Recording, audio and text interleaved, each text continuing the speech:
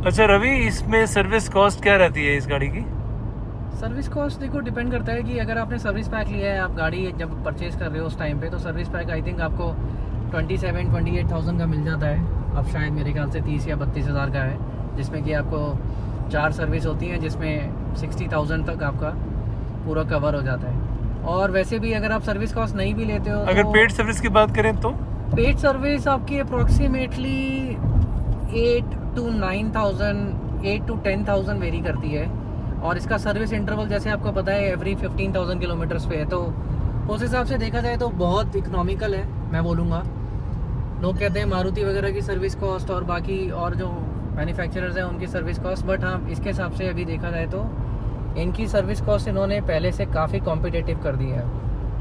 अब इनकी मेंटेनेंस वगैरह ज़्यादा नहीं है, बट हाँ इनके पार्ट्स तो देखो, अगर आपका मेजर खर्चा आएगा, आप अगर गाड़ी को अपना 70 ये वॉक्सवैगन और स्कोडा के दो ब्रांड जो हैं, इसमें यही प्रॉब्लम है, लोग कहते हैं कि पार्ट्स इसके बड़े महंगे हैं। पार्ट्स देखो, पार्ट्स एक्सपेंसिव है नो डाउट, बट पार्ट्स की क्वालिटी भी है। अगर आप देखो, अगर आप 70-80 हज़ार 1 लाख किलोमीटर आपने गाड़ी चला ली है और उस टाइम पे अगर कोई आपका मेजर खर्चा आता है, जैसे फॉर एग्जांपल अब इसका DSG गियरबॉक्स ही अगर आप लगा लो, DSG गियरबॉक्स में अगर कोई फॉल्ट आ गया तो आपका आराम से 2-2.5 लाख रुपए गए आपके।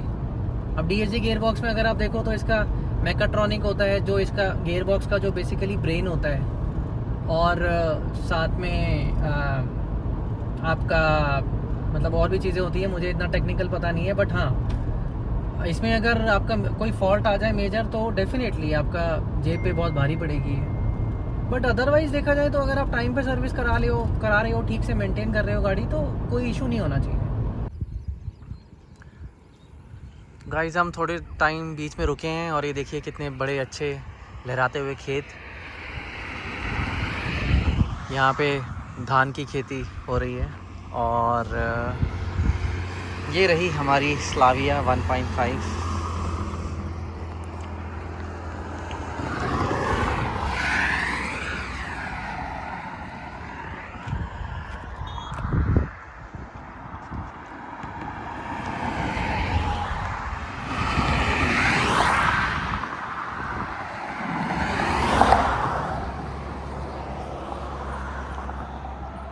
नीचे वाला काट दिया। तो सलीम एक चीज़ बताइए कि अब आपके पास गाड़ी, जैसे आपने लगभग 35,000 चला ली है ऑलमोस्ट 1-1.25 साल में, तो ऑन एन एवरेज आपकी गाड़ी मंथली कितनी चलती है? 2.5 से 3,000 किलोमीटर?